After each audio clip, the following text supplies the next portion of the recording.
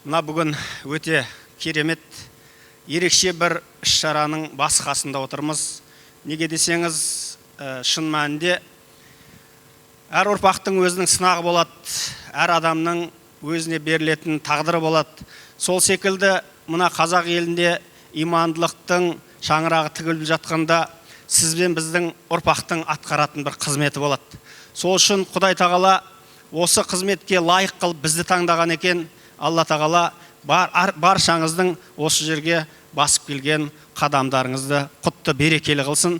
Жаңа барлығы айтып жатыр ғой, шын мәнінде кім, ана қиямет күнінің сондай ауыр күнде Алла тағаланың аршының көлеңкесінде тұратын 7 адам болса, 7 адамның топтың ішінде бір жерге әшейін Құдайдың ризашылығы бар екен деп жиналған адам ештеңе істемесе де, садақа бермесе, зекет бермесе де, Құдайдың ризашылығы осы жерде бар екен деп келіп, Құдай үшін бір жерге келіп, әшейін отырып келіп, сұхбаттасып келіп, тарқатып кетсе, соның өзі Алла тағаланың мейірімінің сондай кең болатын күні, Алланың сондай қиын күнде Алланың аршының көлеңкесінде болатын топтың қатарынан болуды Құдай тағалам баршамызға нәсіп етсін.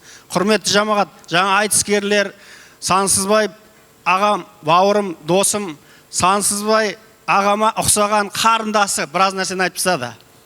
Біраз нәрсені айтты, имамдарды айтып жатыр, уақытты қысқарт деп, негіз 1 сағат айтамын деп ойлап келіп едім. Неге десеңіздер, шын мәнінде айтатын нәрсе өте көп. Неге десеңіз, бізге мына иман құндылығы деген нәрсе бар. Иман құндылығы әрдайым адамды бәр жерден алып шығады. Олжас бауырым, мен кейбір аяттарды, кейбір хадистерді Пайғамбар саллаллаху алейхи вассаламның кезеңінен, сахабалардың нұрлы шуақты кезеңінен айтам деп отқанда, міне қазіргі ғасырдың сахабалары, өзіміздің арамызда да осындай кісілер жүр. Сол секілді кейбір тарихтан артқа аттап, сол нұрлы шуақты Пайғамбар саллаллаху алейхи вассаламның күндеріне сіздерді алып барғым келді. Неге десеңіздер, өйткені мына Құран кәрімде Алла тағаланың қойған заңдылықтары бар. Табиғатты заңдылықтар деп атамыз ғой. Табиғатта қандай заңдылықтар? Құдай қойған ол заңдылықтарды. Біз қателесіп табиғат заңдылықтар дейміз ғой. Шариғаттың тілімен айтсақ, оны суннатулла дейді. Құдайдың қойған жердегі заңдылықтары. Сол секілді Алла тағала табиғатқа қалай заңдылық қойған болса, мына адамдардың қоғамның дамуы, көтерілуі және құлдырауы үшін де сондай заңдылықтар қойған. Сондай заңдылықтардың жиынтығы сөз төресі Құран кәрімде бар. Сондықтан да Құран кәрімдегі кейбір аяттар және сол аяттар түскен кезде сахабалар қалай сол аяттарды жүзеге асырғанын көрсек, шын мәнінде ол аяттар негізінен ойламаңыздар.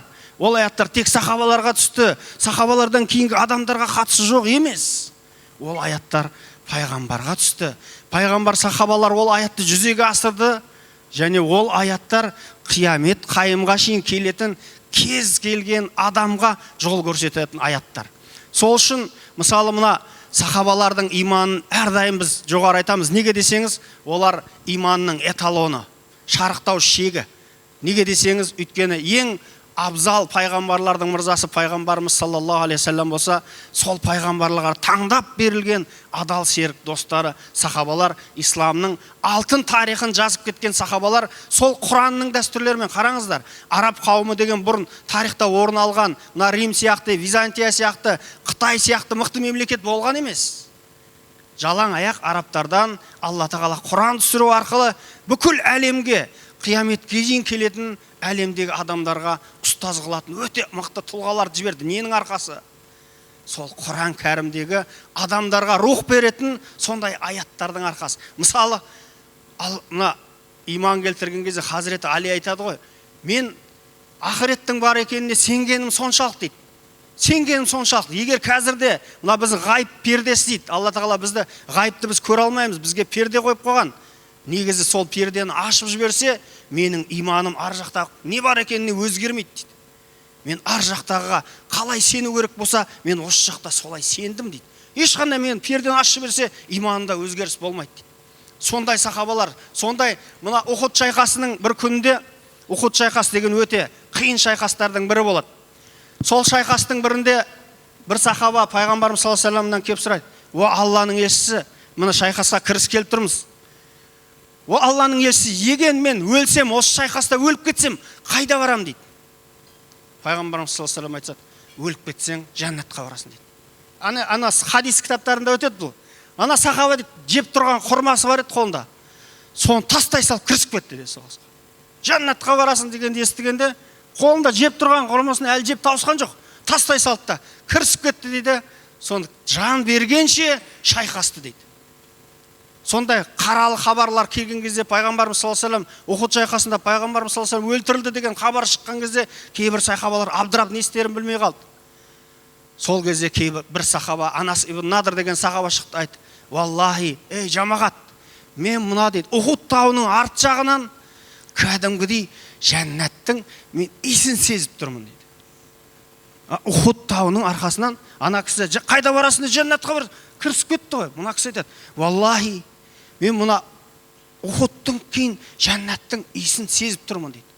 Сондай дәрежеде иман келтірген сахабалар кейбір аяттар түскен кезде о кісілердің жасаған нәрселерін көрсеңіздер, мысалы Хазіреті Омардың жағдайын білесіздер. Хазіреті Омар деген мықты кісі, айбатты, батыр кісі, бірақ намаз оқыған кезде жүрегі ерекше елжіреп кететін. Сол кісі айтады, тіпті кейбір жағдайда біреудің үйінің қасынан өтіп бара жатсам, Құран оқылып бара жатса, жүрегіме әсер еткен соншалықты кейде 1-2 апта тұра алмай жатып қалам дейді. Адамдар мені грипп болып қалды ма, басқа болып қалды ма деп жағдайым сұрап келеді дейді.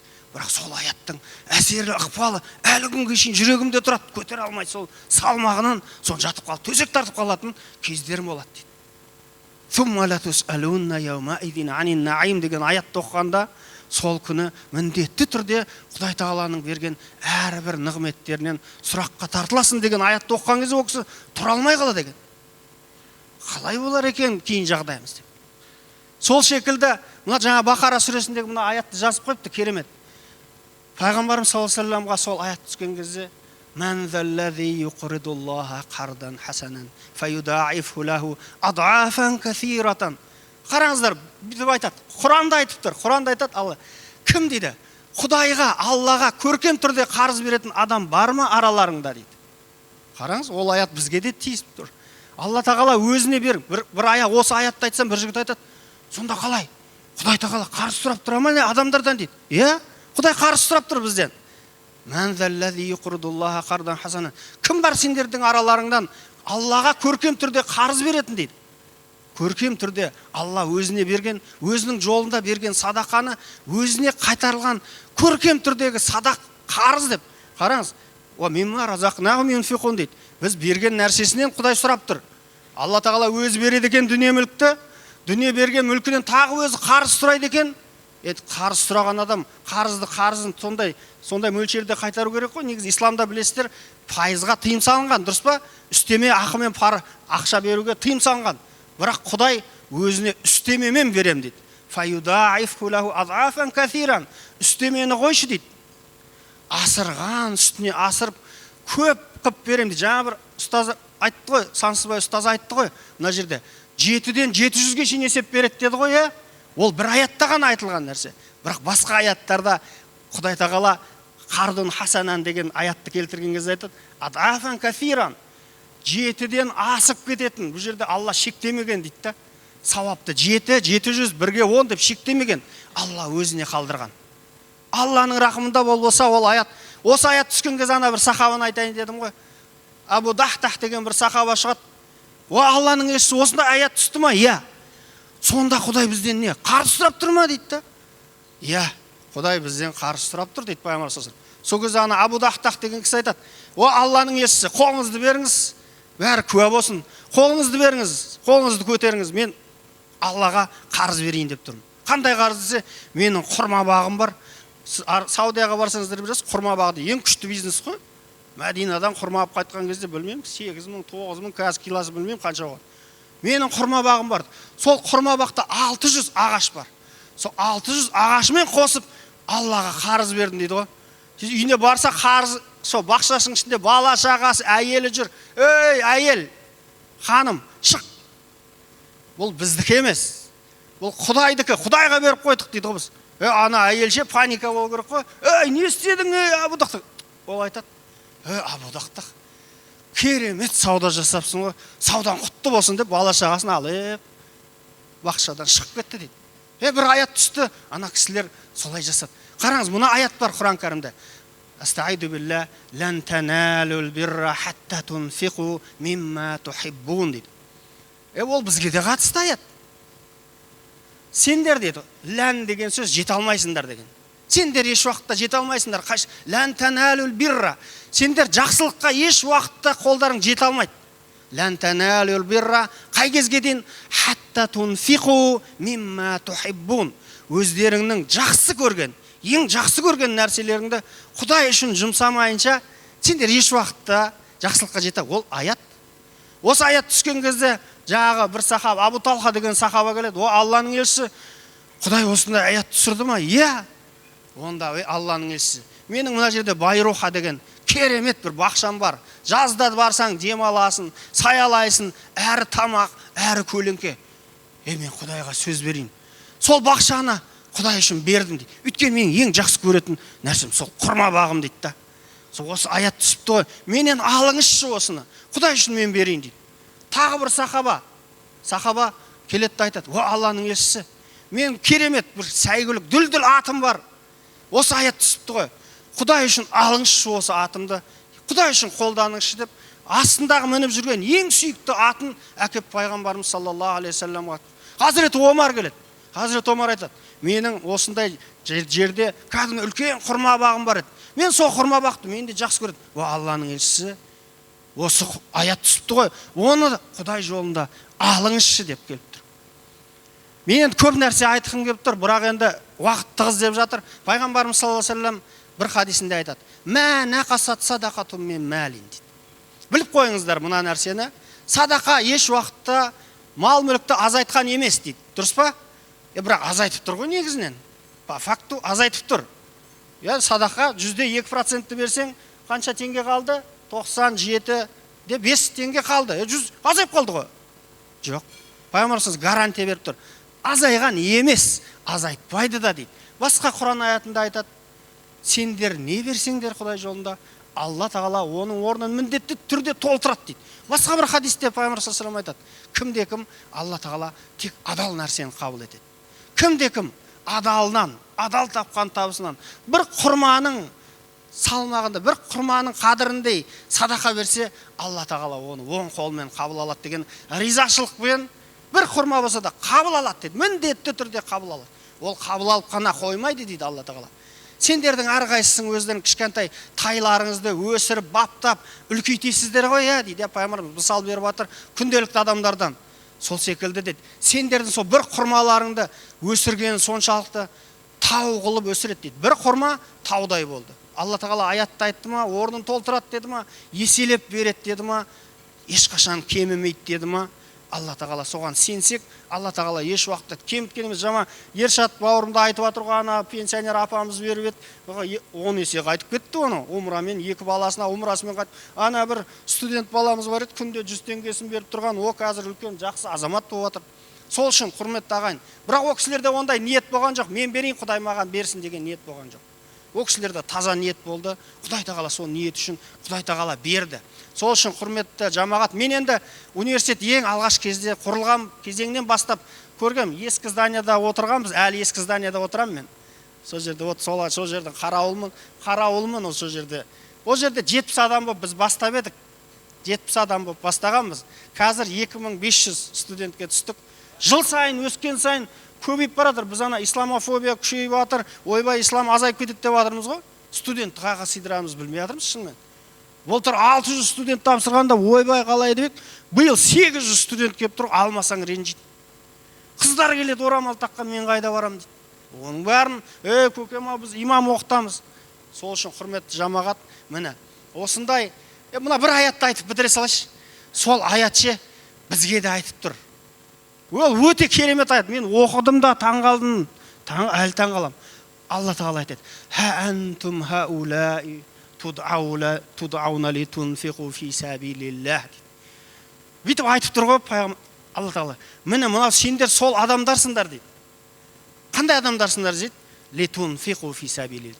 Алла жолында мал жұмсауға шақырылған сондай адамдарсыңдар дейді. Және аяттың жалғасында айтады: "Сендердің араларыңнан бірақ өкінішке орай кейбір адамдар сараңдық қып қоятын адамдар бар" дейді. Аяттың жалғасында айтады. Алайда сараңдық қылғандар білсін, олар өздеріне сараңдық қылып жатыр дейді.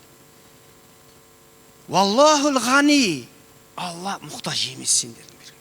Валлахул ғани ва антумул фуқара. Негізі Алла кедей емес сендерден, сұрайтын, ақша сұрайтын, көркем қарыз берсін, Құдай мұқтаж емес, сіздер мұқтажсыздар дейді. Не берсеңдер сіздерге беріп жатыр. Егер дейді, ва ин татаваллау, Құдай тағала сіздерге осы үн қатты қоя дейді. Жақсылық жолында беріңіздер деп үн қатты қоя. Ва ин татаваллау, егер сіздер ол айтқан, Құдайдың айтқан әмірін тыңдамай, бас тартып бет бұрсаңдар, ястабдил қауман ғайракум. Алла тағала сендердің орындарыңа басқа адамдарды алып келеді. Басқа адамдар ертең Қарағандыда алып келеді, басқа жерде алып келеді. Сумма ла якуну амсалакум. Олар сіздер секілді болмайды дейді. Олар сараңдық танытпайды, бер дегенде береді Құдай. Сол аят түскен кезде, "Я Расулалла, олар кімдер?" деп сахабалар қызығып кетті. Біз болмағанда кім дейді да біз бәрін беріп жатырмыз ғой. Сол үшін құрметті ағайын, Алла тағала бізді де осы аятпен сынап тұр. Сендер шақырылудасыңдар. Егер біз жақсылықты көбейтпесек, оның орнын жамандық басады. Мына айтып жатырмыз ғой, анау кризис, экономикалық кризис деп жатырмыз. Қараңыздаршы, экономикалық кризисте лудомания күшейіп бара жатыр. Көке, біз бұны адамдарды жақсылық жолында жұмсауға арнамасақ, адамдар қаражатты жамандық жолына жұмсап жатыр. Мына жомарттық деген адамның бойына қанмен келмейді екен, оны тәрбиелеуге болады екен. Сол үшін құрметті жамағат, осындай шаралар біздер үшін бір тәрбиелеуші бір шара болып тұр. Алла тағала айтқаннан көпті беріп жатсыздар. Алла тағала қазақтың пейілін кең қылсын. Жалғыз бір қара шаңырақ университетімізді бір-ақ адам салып береді. Бір күні келеді да пайғамбарымыз саллаллаху алейхи ва саллям келе ма, бір ауылдың ақсақалы келе ма, "Ей, тұр балам, ана жерде бітпей жатыр ана" десе, біреу өзі келеді да таңертең келіп шығады. Алла тағала солардың қатарынан қылған бақытты азаматтар болуымыз нәсіп етсін. Алла тағала мол сауаптан құр қалдырмасын. Болашақ алдындағы біздің міндетіміз, Құдай бізді шақырған кезде жауап берсек, міндетімізді атқардық. Жауап бермесек, ол міндетімізден атқармаған боламыз. Алла тағала айтқандай, бізді жоқ қылып басқа бір қауымды алып келді. Алла тағала бізді осы өзінің жақсылық жолында қызмет жасайтын еліне, жеріне, халқына жақсылық ізгі іс қалдыратын бақытты ұрпақтың қатарынан. Амин. Алхамдулиллахи раббил аламин.